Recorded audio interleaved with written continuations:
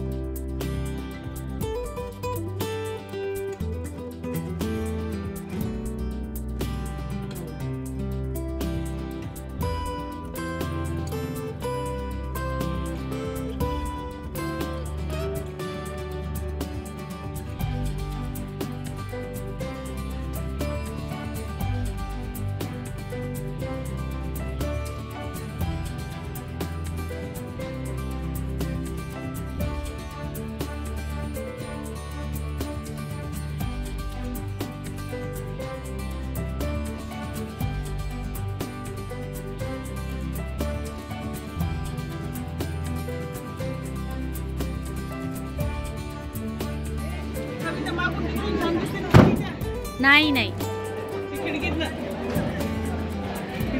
हो ना हो ना.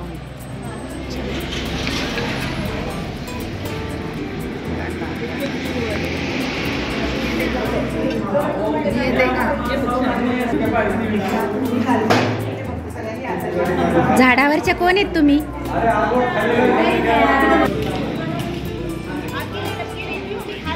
सगळ्यांनी झाडावरच्या कैऱ्या तोडून खाल्ल्या. हे बघा, आंबा भरलेला आहे.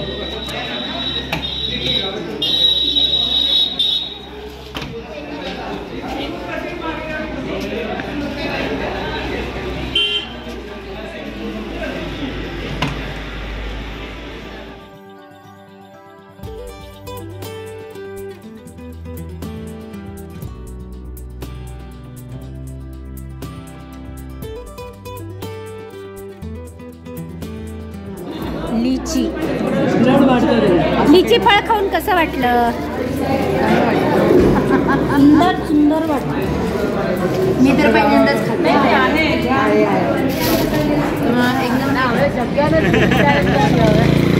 लीची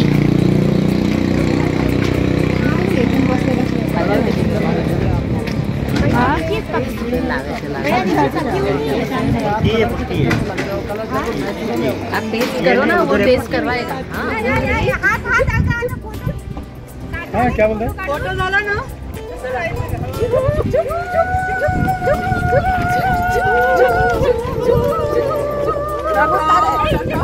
उतारे पलीकडे उतारे.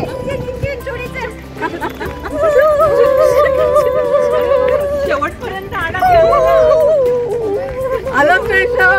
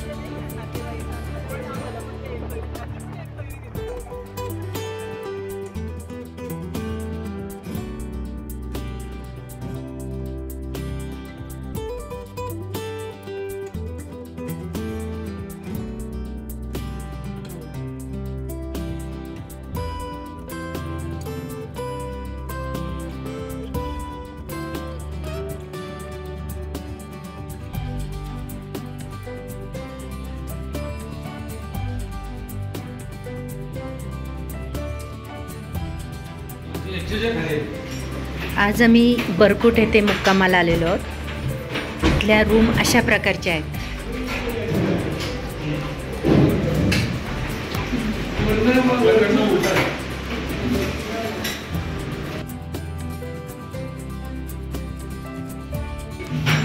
इकडे टॉयलेट बाथरूम आहे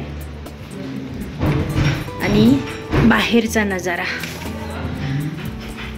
सगळीकडून डोंगर.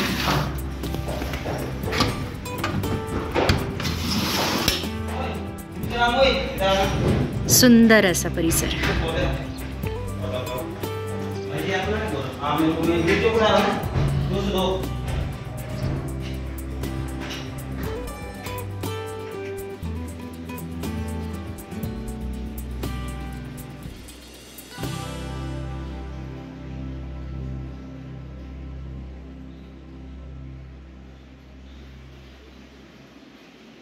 उतरल्यानंतर मग तिथून 6 किलोमीटर आपल्याला, त्यामध्ये आपल्याला ऑप्शन्स आहेत चालत जाणे, घोडा, डोली किंवा पिठ्ठू. प्रत्येक पिठ्ठू म्हणजे पाठीवरती ते घेऊन जातात एका माणसाला एक. हे 4 ऑप्शन असतात. तर ते आपण तुम्ही थोडा विचार करून जर संध्याकाळी आता सांगितलं तर आपल्याला तशी व्यवस्था करता येईल. साधारणपणे जायला आपल्याला इथून 1.5 ते 2 तास लागणार. 3 वाजता आपल्याला शाळेत निघायचं. 2 वाजता सगळ्यांना आम्ही रूमवरती नॉक करू. ज्यांना आंघोळ करायची आहे 2 वाजता गरम पाणी रूमवरती येईल. आंघोळ करून शाळेत 3 वाजताची गाडी स्टार्ट व्हायला पाहिजे. ज्यांना वर मंदिराच्या शेजारीच गरम पाण्याचं कुंड आहे, तिथे तुम्हाला गरम पाण्याच्या कुंडात जर स्नान करायचं असेल तर एखादा स्पेअर ड्रेस, आंघोळीचे कपडे ते तुम्ही सोबत घ्या. जेंट्ससाठी ओपन आहे, लेडीजचं बंदिस्त आहे, पण चेंजिंग रूमची वगैरे तिकडे व्यवस्था नाही आहे. त्या कुंडामध्येच आपल्याला म्हणजे तिथं चेंज करावं लागणार साईडला. तिथे वर गेल्यानंतर दर्शनासाठी जय यमुना मातेचं मंदिर आहे, त्याच्या शेजारी गरम पाण्याचं स्नानाचं कुंड आहे आणि एक तप्त कुंड आहे, ज्या ठिकाणी ते तांदूळ वगैरे आपण त्या परतुंडीत बांधून ते तुम्हाला प्रसाद म्हणून घेता येतात. अभिषेक वगैरे ज्यांना करायचं असेल ते पंडित त्याच ठिकाणी असतात. तिथे गेल्या आपण अभिषेक करू शकतो. गर्दी तशी काही नाही आहे, तर त्यामुळे ते आधी काही बुक करायची गरज नाही. उद्या जाताना गरम कपडे सगळे सोबत ठेवा. म्हणजे महत्वाचं काय थंडीचा एवढा विषय नाही आहे, पण रेनकोट, शूज आणि स्वेटर. आणि पहाटे आपण जेव्हा 3 वाजता निघणार तेव्हा थंडी असणारच आहे. ते घेऊन जाऊ. थर्मल असेल थर्मल वेअर हे सगळे घेऊन जाऊया आपण. वर गेल्यानंतर दर्शन करायचं. दर्शन करून परत खाली येणार. उद्या सुद्धा आपला नाश्ता असणार आहे. आपण साधारणपणे उपीट पार्सल घेतोय त्या कंटेनरमध्ये. ते आपण नाश्ता करूया आणि मग स्टार्ट करू वर जायला. दुपारचं जे लंच असणार आहे त्यामध्ये आपण धपाटे आणि बटाटा, सुकी भाजी, लोणचं हे तुम्हाला एका बॅगमध्ये ते पार्सल येईल. म्हणजे इझी टू कॅरी होईल म्हणून तेवढं देतो.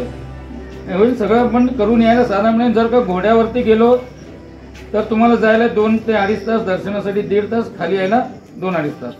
घोड्यावरती 6 ते 7 तासाचा हा प्रोग्राम होतो स्टार्ट केल्यापासून. चालत गेला तर प्रत्येकाच्या जाण्याचा कसं मिनिमम चालत गेला तर 4 तास तरी लागणार आपल्या स्पीडनी जायला. यायला 2.5 ते 3 तास दर्शनात. म्हणजे चालत गेलो तर 12 तास लागतील. जर घोड्यावरती गेला, डोलीवरती गेला तर आपण 7 तासात परत येऊ शकतो. ह्याच्यामध्ये आपण कसं करतो, आता प्रत्येक बसमधले प्रत्येकाचं प्लॅनिंग वेगवेगळं असू शकतं. तर 15 जण आहेत, काही जण घोड्यावर आहेत, काही जण चालत आहेत, काही जण डोलीने असतील. जाताना आपापल्या बसमधनं आपण जाणार. येताना जसे लोक परत येतील ते 50 लोक प्रत्येक जण येण्याची आपण वाट नाही बघणार. 20 लोक आले, एक बस पॅक करणार, हॉटेलवरती पाठवून देणार. म्हणजे जसे जसे येतील एक बस. फक्त जे चालत जाणारे असतील तर त्यांच्यासाठी मात्र शेवटची बस ती राहील. तर या पद्धतीने असणार आहे. घोड्याचे जे रेट आहेत ते साधारणपणे 2,500 रुपये रिटर्न. त्याच्यानंतर डोलीचा रेट आहे 8,000 रुपये रिटर्न. कंडीचा साधारणपणे तो 4,500 रुपये त्याचा. जाणं येणं 2,500 आहे ना ते. जाणं येणं 2,500. कंडीमध्ये एका माणसाला ते पाठीवर बसून घेऊन जातं. ते साधारणपणे 50-60 किलो पर्यंत असतं. ते तेवढं होतं. 70-80 किलोच्या व्यक्तीला नाही लागत. बाकी ज्यांना आता ज्यांचे कन्फर्म आहे की आम्ही घोड्यावर जाणार आहोत किंवा डोलीवर जाणार आहोत,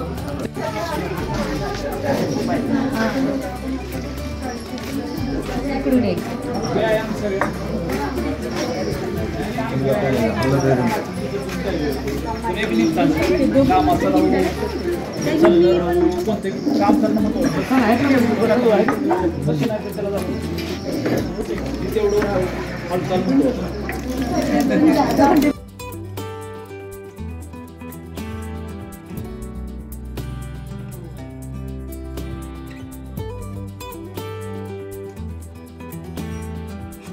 माझा व्हिडिओ कसा वाटला ते मला कमेंटद्वारे कळवा. व्हिडिओला लाईक करा व शेअर करा आणि महत्त्वाचे, आपण माझे चॅनल सबस्क्राईब केले नसेल तर सबस्क्राईब करा. धन्यवाद.